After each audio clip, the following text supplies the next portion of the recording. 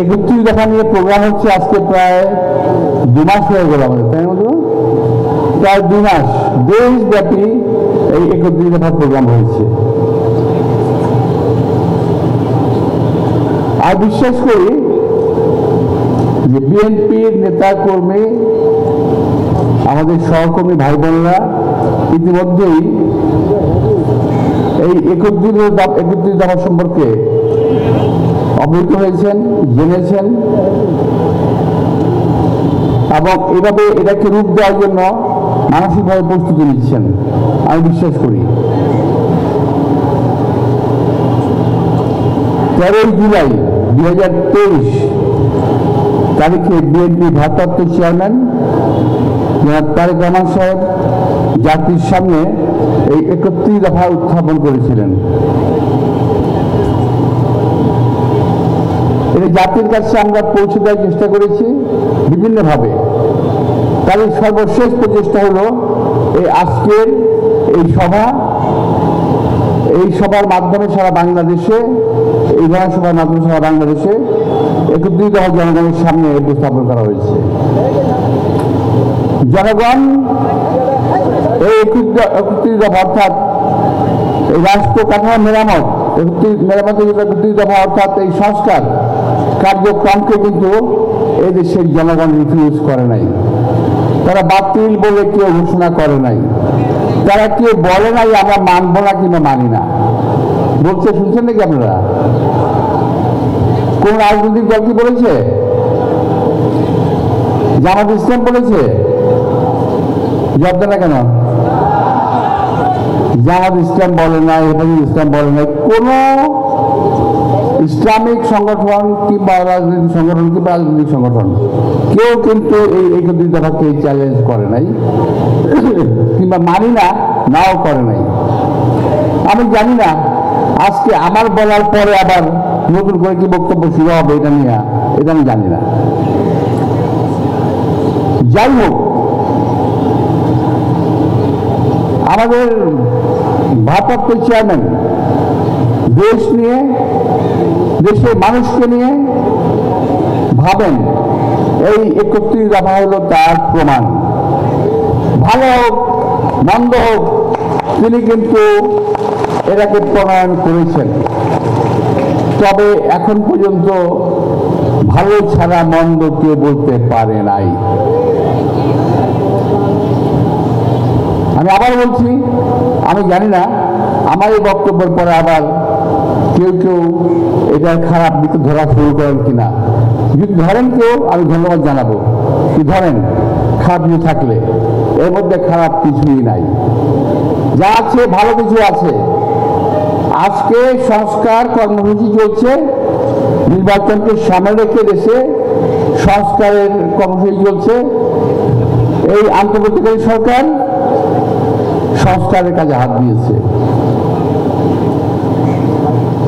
আমি কিন্তু আমাদের সংস্কারের নতুন এমন কিছু পাই নাই যেটা আমাদের অ্যাক্টিং চেয়ারম্যান তারেক রহমানের 31 দফার মধ্যে নাই, এমন কিছু আমি পাই নাই। সুতরাং সংস্কার করতে করতে নির্বাচন দেরি হয়ে যাবে, এটা অমূলক নয়। এই ধারণা জাতি করতেছে, কিংবা এই উচিতা ধরে নির্বাচনে পেছাবেন, এটাও জাতির ধারণা অমূলক নয়। দয়া করে আমি আশা করব যে 31 দফা কর্মসূচি যেটা আছে, আমাদের কার্যক্রম যেটা আছে, এটাকে এই সরকার কিছুটা এদিক ওদিক করে হলেও সংস্কার কাজ দ্রুত শেষ করে দিতে পারে এবং দ্রুত জুন জুলাইয়ের মধ্যে নির্বাচনের ঘোষণা ওনারা দিতে পারেন। যদিও এই সরকার বলেছেন ডিসেম্বরের মধ্যে নির্বাচন দেবেন, কিন্তু কেন অযথা বিলম্ব হবে নির্বাচনের জন্য? নির্বাচন যদি দিতেই হয় এখনই কেন নয়? যেটা আমি করব সেটা কেন কালকে? যেটা আমি পরশুদিন করবো সেটা কেন কালকে নয়? যেটা আমি কালকে করবো সেটা কেন আজকে নয়? যেটা আমি আজকে করবো সেটা কেন এখনই নয়? আমিও বুঝতে পারি না। এখন দেশে অনেক রাজনৈতিক নেতৃবৃন্দ তৈরি হয়েছেন কিংবা কেউ কেউ তৈরি করছেন। তারা বিভিন্ন রকম কথা বলছেন, যে কথার অর্থ আমাদের এই 31 দফা জাতির সামনে প্রতিষ্ঠিত করতে 23 সাল থেকে 23শে জুলাই থেকে আজকে 13 জুলাই থেকে আজকে কত, আজকে বোধ হয় আবার মার্চ, প্রায় 2 বছর হয়ে গেছে না, প্রায় 2 বছর। 2 বছরে আমরা এটা প্রতিষ্ঠিত করতে পেরেছি বলে আমি বিশ্বাস করি। আপনার কয়দিনে আপনাদের সংস্কার বাস্তবায়ন করবেন এটা আমি বুঝি না। আমি এটা বুঝি সংস্কারের পাশাপাশি নির্বাচনটা যদি দিয়ে দেন, যতটুকু সংস্কার আপনারা পালন করেন, বাকিরা নির্বাচনের পরে নির্বাচিত সরকার যেই আসুক সেই করবে।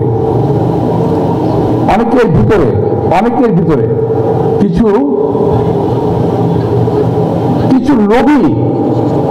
কিছু লোভী রাজনীতিবিদ আছেন, কিছু লোভী রাজনৈতিক দল আছে, কিছু রাজনৈতিক দল আছে যারা শুধুমাত্র বিরোধিতার জন্য বিরোধিতা করে, কার্যকর কোনো বিরোধিতা নয়। এই দলগুলো পাকিস্তান সৃষ্টির লগ্ন থেকে, ভারত বিভক্তি থেকে শুরু করে আজ পর্যন্ত শুধু বিরোধিতাই করে গেল। দেশ প্রেমের লেশ মাত্র তাদের ভেতরে নাই। তারা দেশকে ভালোবাসে না, দেশের মানুষকে তারা ভালোবাসে না। তারা ভালোবাসে যেভাবেই হোক ক্ষমতায় থাকতে হবে, যেভাবেই হোক ক্ষমতায় যেতে হবে। আমাদের তো আপত্তি কিছু না, দেশের লোক যদি ভোট দিয়ে আপনাদের ক্ষমতায় নেয় আপনাদের কি আছে? ভোটে আসেন, ভোটকে ভয় পান কেন? নির্বাচনকে ভয় পান কেন আপনারা? এইটা না হলে নির্বাচন করা যাবে না, ওইটা না হলে নির্বাচন করা যাবে না। আরে ভাই, 17 বছরে বহু নেতার ফাঁসি হয়েছে, 17 বছরে বহু নেতা কর্মী গুম হয়েছে, 17 বছরে বহু নেতা কর্মী খুন হয়েছে। এই 17 বছরে এই মঞ্চে যারা আছেন মা বোন সহ সকলেই কম বেশি বহু লোক জেল খেটেছেন। এইটা কি খামাখাই করছে নাকি? আমরা রাস্তায় এই গরমের মধ্যে প্যারেড করছি, এই প্যারেড মনে হয় আপনাদের কাছে? আমরা বুকের তাজা রক্ত রাজপথে বিলিয়ে দিয়েছি গণতন্ত্রের জন্য, কথা বলার জন্য, ভোটের অধিকারের জন্য। আজকে ভোটের সময় যখন আসলো এখন বলেন এইটা না করলে ভোট হবে না, ওইটা না করলে ভোট হবে না। কেন রে ভাই, কেন?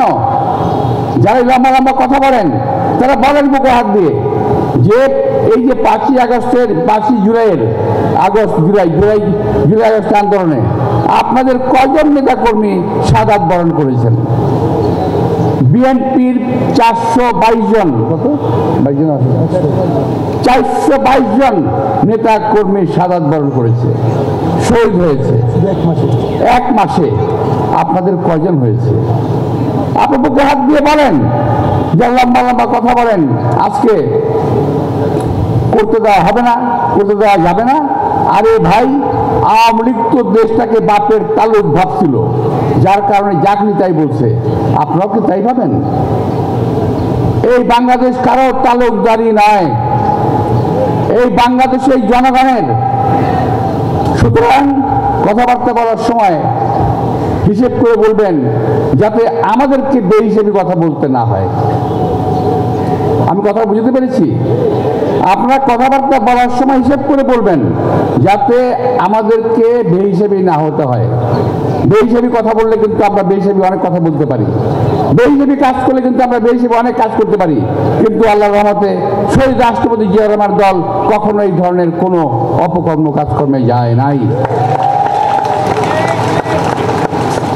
আপনারা তো খুব তালে দিলেন মনে হয় না? খুশি? শোনেন, এই দলগুলো, আমি কালকে একটা বক্তব্য বলেছি যে আমাদের সাংবাদিক ভাইরা আজকাল অনেক দলের কথা পত্রপত্রিকায় লেখে না, অনেক দলের কথা, খারাপ কথা লেখে না, ভালো কথাগুলো হয়তো লেখে দুই একটা, আর বিএনপির ভালো কথাগুলো লেখে না, খারাপ দুই একটা লিখে দেয়। সুতরাং আপনারা তো খুশি হবেন না, আপনাদের বিরুদ্ধে অনেক বদনাম করতেছে কিন্তু এই সমস্ত লোকগুলা।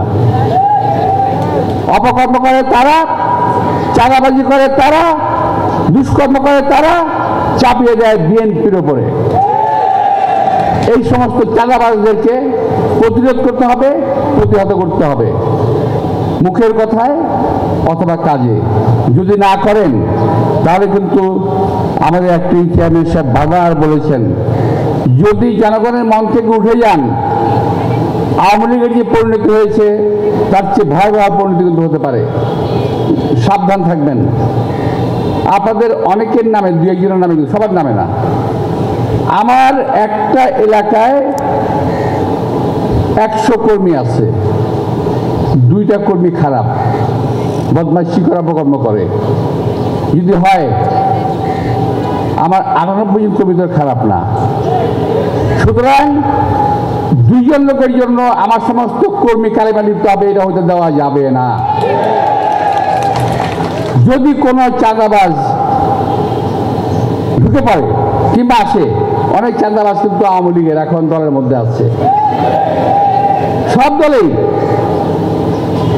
বিএনপিতে আছে, জামাতে আছে এবং অন্য সংগঠনের সঙ্গে চলে গিয়ে ঢুকে গেছে। তারা সব দলেই কম বেশি আশ্রয় নিয়ে নিয়েছে। ওই সমস্ত লোকগুলোকে চিহ্নিত করেন, চিহ্নিত করে দল থেকে বের করে দেন কিংবা পুলিশের হাতে সোপর্দ করেন। প্রিয় ভাইরা, শেষ করার আগে শহীদ রাষ্ট্রপতি জিয়া রহমানের একটা উদাহরণ আপনাদের সামনে আমি দিয়ে যেতে চাই। 1977-78 যখন ওনার সঙ্গে আমার দিন তারিখটা মনে নাই, আমাদের সঙ্গে যখন মিটিং হয় গণভবনে, ওই যে গণভবনটা ওই এখানে পার্কের সামনে,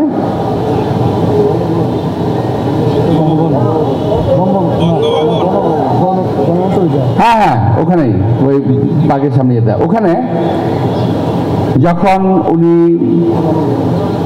মিটিং করছিলেন আমাদের সঙ্গে, যুব সম্প্রদায়ের সঙ্গে, তখন এই যুব দলে বহু লোক ঢুকে পড়েছিল, বহু লোক বিভিন্ন দল থেকে। মরহুম সাইফুর রহমান সাহেব প্রশ্ন করলেন, স্যার, উনি বলছিলেন দরজা জানালা সব খুলে রাখেন।